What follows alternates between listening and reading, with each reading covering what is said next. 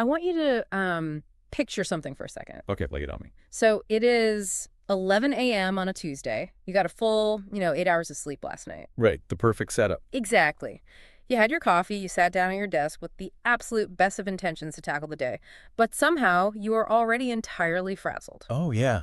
I know that feeling. Right. You feel this deep, heavy fatigue behind your eyes. You're completely overwhelmed, and your brain just feels like static. Like you're wading through mud. Yes. Have you ever been there? Because, I certainly have. It is arguably the defining symptom of the modern knowledge worker. We all feel it. And we usually try to self-diagnose it. Right? Yeah, we think, oh, I just need another espresso. Or new productivity app. Or worse, we internalize it and decide, well, I just lack discipline. I'm lazy. But according to the sources we're looking at today, that reality isn't a character flaw at all. No, not even a little bit. It is entirely biological. Okay, let's unpack this. Because today we are synthesizing this massive stack of sources to really decode this modern crisis of focus. We've got some fascinating material to go through. We really do. We're looking at neuroscience, venture capital productivity frameworks, some pretty extreme dietary experiments, and even Harvard research on human happiness. It's a huge spectrum. It is. And our mission for this deep dive is to help you rewire your brain, reclaim your time, and ultimately figure out how to spend your hard-earned resources to buy, genuine life satisfaction. But before we can optimize our schedules or talk about happiness, we have to look at the underlying biology.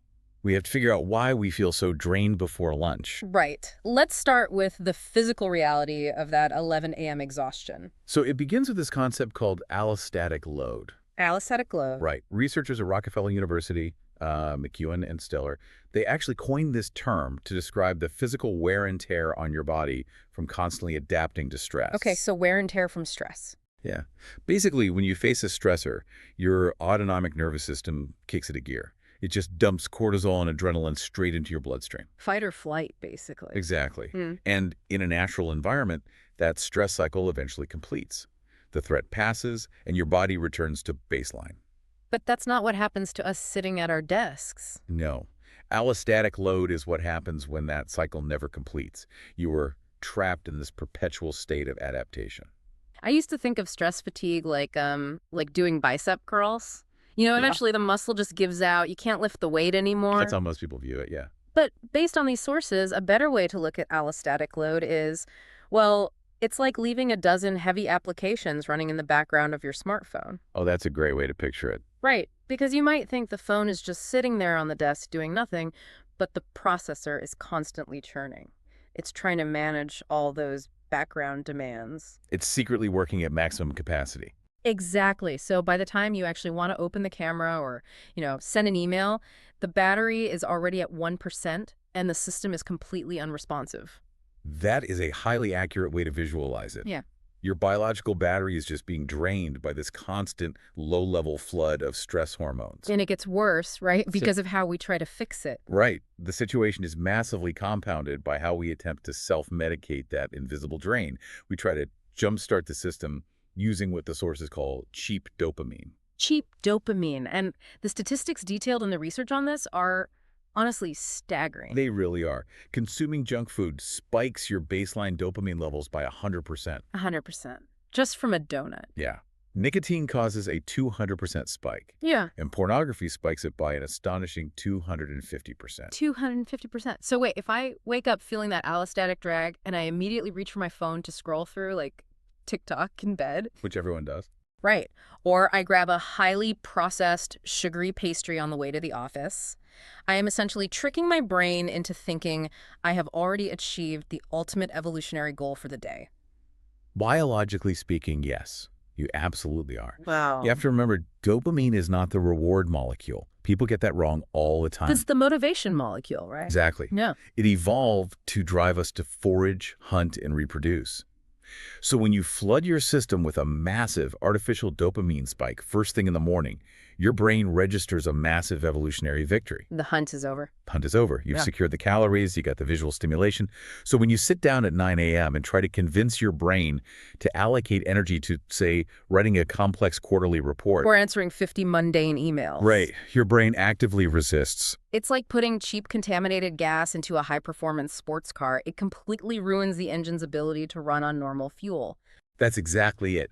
It destroys your impulse control because everyday tasks simply cannot compete with the neurochemical high you just gave yourself for free. Making everyday tasks feel like an absolute grind. The effort required for meaningful, sustained work suddenly feels like climbing an impossible mountain. Your dopamine receptors actually become blunted by that artificial flood. Meaning you need more and more stimulation just to feel a baseline level of normalcy. Yes, you are biologically disincentivizing yourself from doing hard things. Which means we can't just slap a new time-blocking technique over a broken biological system. You can't outschedule bad neurochemistry. You really can't. We have to flush the neurochemical hardware. And the sources point towards some serious detoxification protocols here, ranging from, 7-day to 30-day dopamine and sugar fasts. Yeah, Dr. Sten Ekberg, he's a holistic doctor and a former Olympic athlete. He breaks down the cellular mechanics of a 30-day sugar detox. And it's not just about losing weight, right? Not at all. We often associate sugar reduction purely with weight loss, but the neurological impact is far more profound. Constant sugar consumption leads to insulin resistance. Okay, and what does that actually mean for the brain? Well, when your cells become resistant to insulin, they physically cannot absorb the glucose they need for energy. So your brain cells are literally starving for fuel, even though your bloodstream is full of sugar. Yes. That perfectly explains the brain fog. Exactly. Going 30 days without sugar repairs that insulin sensitivity. The cellular receptors heal, which stabilizes your brain's energy supply and completely levels out those volatile mood swings and energy crashes. To see what this looks like in practice, the sources documented this YouTuber, Brandon William. Oh, this is a wild story. It is. He took this concept to an intense extreme. He committed to 60 days with 0 sugar, 0 dairy, and 0 gluten. And his core motivation wasn't even productivity at first. It was to cure his severe chronic acne, which he suspected was tied to his inflammatory diet. Right. And the rawness of his documentation provides a really clear window into the withdrawal process. It was brutal.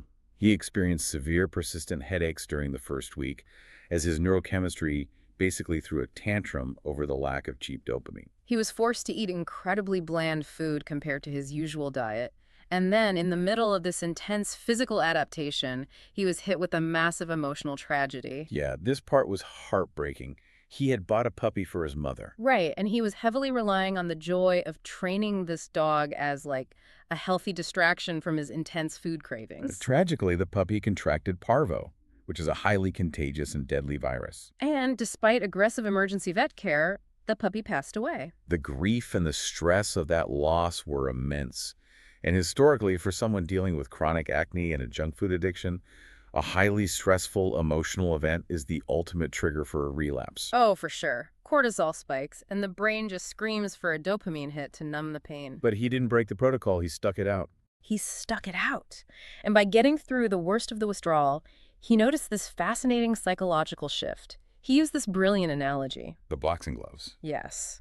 He described his previous junk food addiction as wearing 100-pound boxing gloves all day long. When he finally detoxed and took those gloves off, everything else in his life felt shockingly light. Because his dopamine baseline had reset.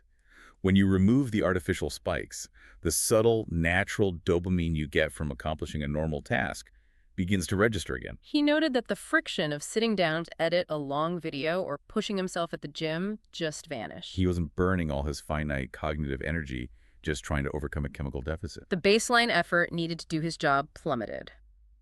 But wait, so you're telling me that making my life intentionally harder, like eating bland food and ditching social media, actually makes my job feel easier? It sounds counterintuitive, but yes, because you're fixing the engine. But Williams' experiment also highlights a crucial tactical reality about human behavior. Willpower is a finite, depletable resource.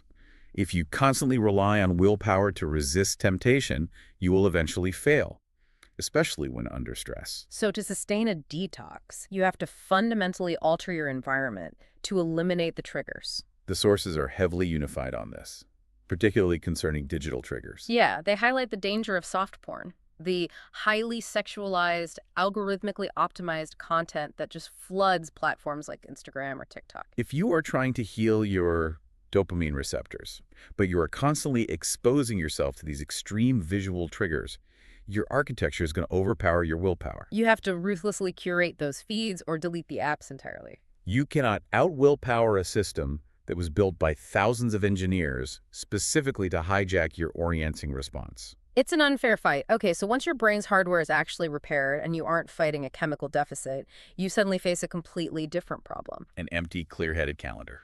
Exactly, an empty calendar that is just waiting to be filled up with other people's emergencies. How do we protect our attention once we actually get it back? This is where we shift from biological repair to actionable defense. We turn to the Make Time framework created by Jake Knapp and John Zeratsky. And their perspective is invaluable because they are former tech designers who literally helped build platforms like Gmail and YouTube. Right. They're intimately familiar with how distraction is weaponized. They outline two distinct modern enemies of our time. The first is what they call the busy bandwagon. The busy bandwagon. It's the pervasive cultural expectation that motion equals productivity. It's that anxious feeling that if you aren't immediately replying to a Slack message or, clearing your inbox to zero, you are somehow falling behind. And the second enemy is the infinity pools.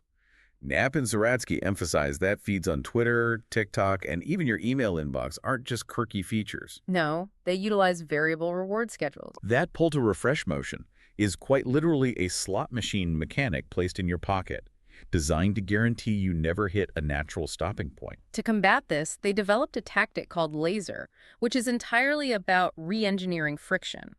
Tech companies spent billions removing friction to keep you endlessly scrolling. You have to intentionally put it back. You log out of your accounts every single time you close them. You use browser extensions that block your social feeds, so you only see a blank search bar. You make it deeply annoying to get distracted. Exactly. But the philosophical anchor of their entire framework is a daily practice they call the daily highlight. A daily highlight. Every day, you proactively select one singular task or event to focus on for 60 to 90 minutes. And you choose this highlight based on 3 specific criteria, right? Urgency, satisfaction, or joy. Those criteria are vital because they break the illusion that productivity only applies to corporate output. You are deciding in advance what single accomplishment will make the day feel successful to you, regardless of what the busy bandwagon throws your way. Jake Knapp shared an anecdote that perfectly captures this. He had blocked out his 90-minute highlight session to prep for an upcoming podcast interview. He was ready to lock in and grind it out. But just as he was sitting down, his 12-year-old son came into the room. They live in Washington State, where snow is incredibly rare, and a sudden storm had blanketed their neighborhood. So his son asked him to come out and go sledding. Now, the automatic response of the busy bandwagon is to say no. Right. The culturally ingrained reaction is to prioritize the urgent professional deadline over the spontaneous personal requests. But Knapp stopped and evaluated his highlight criteria. He asked himself, when I look back on today, what is actually going to be the highlight? Preparing notes for an interview, or sledding in a rare snowstorm with my son, who is quickly outgrowing childhood? And he chose the sledding. He actively chose joy over urgency. It proves the Make Time framework is about intentional living, not just optimizing yourself into a more efficient corporate machine. And to protect against the inevitable days where you fail to execute your plan, because we all have those days, they implement the Groundhog Day rule. I love this rule. Me too. If you get sucked into an infinity pool and lose your afternoon, you do not assign moral weight to it. You don't beat yourself up. You simply wake up the next morning and try again. It's so forgiving. I think of the daily highlight like a heavy gyroscope inside a turbulent airplane. Even if your day is getting absolutely battered by the busy bandwagon and unexpected emails are throwing you off course, that one spinning highlight gives you a fixed point of orientation. It ensures you know exactly what matters most that day. Right. But you can't stare at the lighthouse 24/7. No, the gyroscope is a great structural defense. Yeah. But there's a fatal flaw in relying solely on a 90-minute highlight block. You cannot mandate laser focus without examining what you do with the rest of your hours. Sustaining that level of intentionality requires profound rest. And according to the physiological research, the modern knowledge worker rests completely wrong. We are terrible at it, which introduces this fascinating concept of the executive athlete. Consider the rhythm of an elite professional athlete. They spend the vast majority of their time in rigorous training and deep, intentional recovery. They only spend a tiny fraction of their week actually performing under pressure in a game. But modern knowledge workers have inverted this equation. We expect ourselves to perform on demand for 8 to 12 hours a day, 5 days a week, and we devote almost zero structured time to biological recovery. The sources point out that our biggest enemy here is linearity. Linearity. We live in a flatline state of moderate continuous stress. We are never operating at 100% ferocious focus, but we are also never fully relaxed. We just graze on low-level anxiety all day long. The biological ideal is rapid oscillation, deep, intense exertion followed immediately by profound recovery. The source material uses the analogy of a lion. Right. A lion does not jog at a moderate pace all day. It sprints with absolute 100% intensity for the kill, and then it sleeps deeply with the pride. There is no gray zone. But hold on, are we really saying that sitting in a freezing ice bath or like painfully foam rolling your IT band is better rest than lounging on the couch? That sounds incredibly stressful. What's fascinating here is that biological recovery doesn't always feel subjectively relaxing in the moment. The distinction lies between subjective feeling and biological reality. Okay, explain that. Sinking into the couch with a glass of wine feels subjectively relaxing, but biologically, it acts as a passive anesthetic. It numbs your perception of fatigue, but it does absolutely nothing to clear the allostatic load of stress hormones circulating in your blood. So sitting on the couch leaves the background apps running. Precisely. Getting into an ice bath, conversely, is subjectively jarring, but biologically, the extreme cold exposure forces your blood vessels to rapidly constrict and dilate. Okay. This intense physical shock forces your autonomic nervous system to completely reset. It forcibly shifts you out of the sympathetic fight or flight state and triggers the parasympathetic rest and digest state. It's like doing a hard reboot on a frozen computer. Exactly. An hour after you step out of that ice bath, your heart rate variability, which is the objective medical metric of nervous system recovery, will be vastly improved. Your biological stress load is cleared in a way that watching television could never achieve. They also suggest visual recovery, like intentionally looking at wide horizon lines in nature. Just looking at the horizon. Yeah, the optic flow of viewing a distant horizon physically quiets the amygdala, the fear center of your brain. Huh. True recovery is an active biological mechanism, not just the absence of work. So we fix the hardware by starving the cheap dopamine. We fix the software by setting a daily highlight. We maintain the machine by oscillating our energy and recovering like an executive athlete. That's the blueprint. If we implement all of this, we are going to be hyper-capable. We will likely advance our careers, increase our output, generate more financial resources. But that leads to the ultimate question of the deep dive. What is all this optimization actually for? Right. How do we translate these resources into a genuinely happy life? For that answer, we turn to Joshua Becker's analysis of a landmark Harvard study on the relationship between money and subjective well-being. And the study begins with a critical baseline assumption, right? Yes. Once your fundamental financial needs are met, meaning you have secure shelter, enough food, and basic stability, purchasing more material possessions yields zero long-term increase in your happiness. The new couch or the upgraded car might give you a fleeting spike of dopamine, but hedonic adaptation kicks in almost immediately. The shiny new thing quickly just becomes the normal thing. However, the study did isolate 3 scientifically proven ways to allocate your money that reliably and permanently increase life satisfaction. And the first is purchasing experiences. Taking your kids to the zoo, buying concert tickets, or booking a 2-week train trip through Europe. The psychology behind this is fascinating because experiences defy hedonic adaptation. A physical object decays in value the moment you buy it, but an experience provides a psychological triple payout. A triple payout. I love that. You extract joy during the anticipation phase while planning the trip. You experience the joy of the actual consumption, and perhaps most importantly, the event integrates into your narrative identity. The nostalgic memory of that trip actually appreciates in emotional value over time. The second proven method is pro-social spending, which means utilizing your resources on other people. Donating to a cause you genuinely care about, taking a friend out for dinner, or buying a random gift for a family member. Evolutionary psychology explains this beautifully. We are intensely social creatures. Pro-social spending enhances our social bonds and provides a profound sense of autonomy and tangible impact. The joy of giving is hardwired into our neural pathways as a survival mechanism for group cohesion. And the third way to spend money for happiness, which the study notes is the most surprising to people, but makes total sense in the context of this entire deep dive, is buying time. Buying time. Using your resources specifically to eliminate negative friction from your daily life.